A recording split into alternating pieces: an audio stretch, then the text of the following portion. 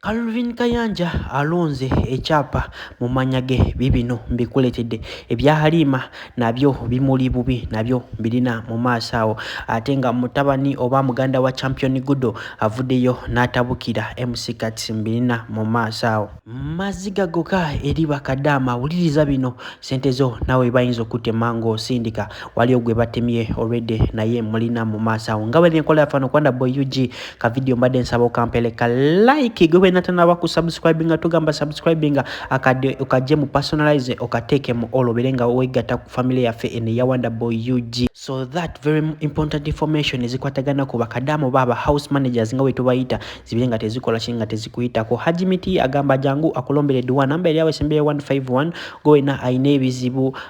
visa ogeziza ko applying zona ziganye otekayo visa mu America bakuwali reject jangu akulombere duwa ngatona bagenda ku applying for visa oja kubanga ufuna visa yo mu Bulungi iranga kumu bwangu nnyo atenga ye Sadiq Property Consultants bagamba balina mataka gatandikira ku million emu atenga gali kumpi wano mu Kampala namba zabo zili awo nabo mu kaboxi ka red solo buying boxing ne bakwiranga bakuyamba takali ya chapa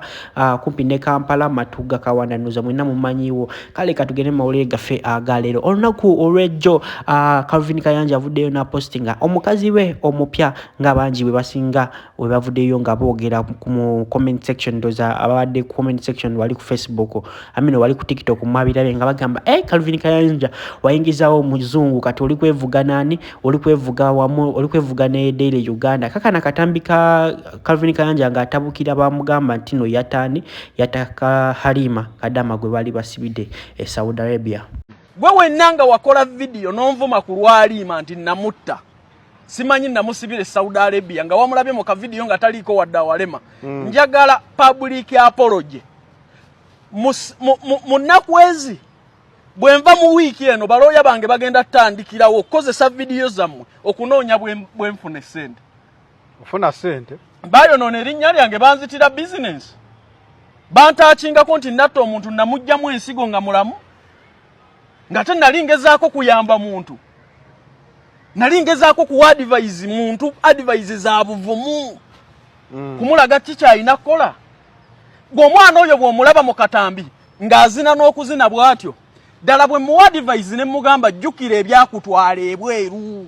okukube kubo ekifaananyi nti boss we yakutadde ku TikTok tekikujja ku mulamwa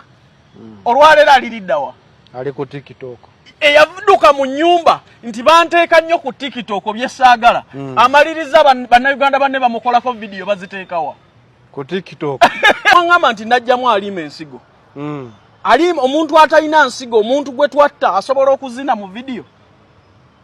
so njagala apology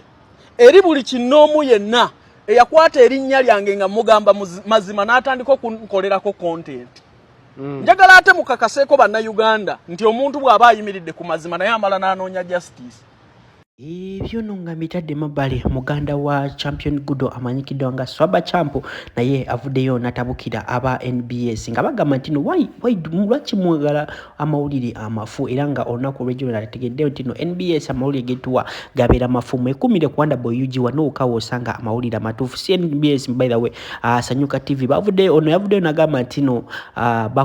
bagenze mu kyalo era ekyalo jatamanyi geto jatamanyi batandika okubuuza abantu ku champion Gudo abantu batamanya de na champion Gudo nga bagamba tino bazadde bani ba champion Gudo so muwulire komeona ebirala yo kirisha abantu bange yasinze kwogera ku nsonga nga bbiri obemu Uganda neewonye ebintu gate ebirimo kimanyi amawulire gasobola okukwata omuntu ne gamusanga ku kkubo ne gagamba muzeeyiwo wanga enda we interview obuzunga kuno bagamba muzeeyi wa gundi Azize oba maybe balina okunkubira mbalage muzeeyi wange omutuufu that is it naye abo bonna sibamanyi Ebyo no si birungi okuvayo ng'owayiriza abantu ng'oweefula nti no bazadde b'abantu. Kyokka nga amazima gali nti si bazadde era nga just bano abantu b'okukuba. Ndowooza mwalabye videos ku Sanyuka TV mwe abatugobe wano Kwanda Boy UG twaze nga tuzibaleetera. Tugamba mu subscribing. Gwe natana bakumpera kano ka video ka like my desabo kampele ka like kale katugendeyo n'ebino ebya NSSF. Ono muwala erinnya tetunalitegeera bulungi naye nga yavuddeyo bambi olunaku lw'ejjo n'akola posting agamba nti no yabadde asindika milioni 8 kati bwoba ng'osindika milioni 8 mbu bakutemako mitwalo meka 2 okisegeera kati wali baba bakulaga ezikola kizigenda kuba kale zigenda tuka mu Uganda okisegeera kati yasindise sente ezatuse mu Uganda nga ziri milioni 1 mu mitwalo oba 6 ebindi zibadde milioni 7 n'emitwalo meka 6 nga kitegeeza nga kiraga nti no baatemyeko mitwalo meka 2 kati yavuddeyo n'agamba nti no baatandise okutema NSSF era yavuddeyo n'agamba nti no mulina okubanga kale mulina okuba abeegendereza nga mukola kinga musindika sente go wena ina sente zo e Saudi Arabia kale yatuganye mbokubeera nazo kibi oluusi naye nga soko kwate sente zo obirinchua tino wenzisindika tebagenda kuntema okisegeera so ulire ensonga ze erambire nga nkomawo n'ebirala. Wanda Boy UG I sign out. Mwe baana mwe ate muloozi bya NSSF tebitandise munange bya NSSF kirabika byatandise batya munange mukwano gwange yasindise milioni 8 jukire no bosindika milioni 8 eri bakulaga sente zino okutuuka nga zina kutuuka milioni 7.6 jukira zibabeera batemye babeera bazitemedde no ng'osindise ne Saudi Arabia nga bazitemye nomanya nti ogenda tuusa milioni 7.6 munange bwatuusa okujjayo sente milioni 7.6 munezigwamu Equity Bank nga bamugamba nti sente gendo zijire mu Forex Bureau munaye nga agenda mu Forex Bureau watuuse mu Forex Bureau nga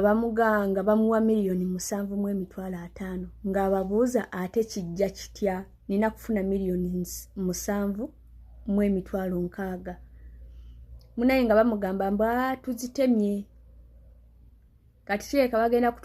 kututemangako emitwalo 10 buli lusindika va kuzina eno charges ze batema taxes ze batemanga tusindise ezo muziveeko kati eriwe zituuka e Uganda ogenda bwotusabika ngambe emitwalo 8 e Uganda banka egenda kujjako emitwalo 10 bakuwe emitwalo 7 jukire eno oba osindike emitwalo 9 oba muntegeera bulungi osindike emitwalo 9 awo mukutema mu VAT biki notuuse emitwalo nga 7.5 oba 8 kati bwotuuse emitwalo 8 banka egenda kukechulangako emitwalo 10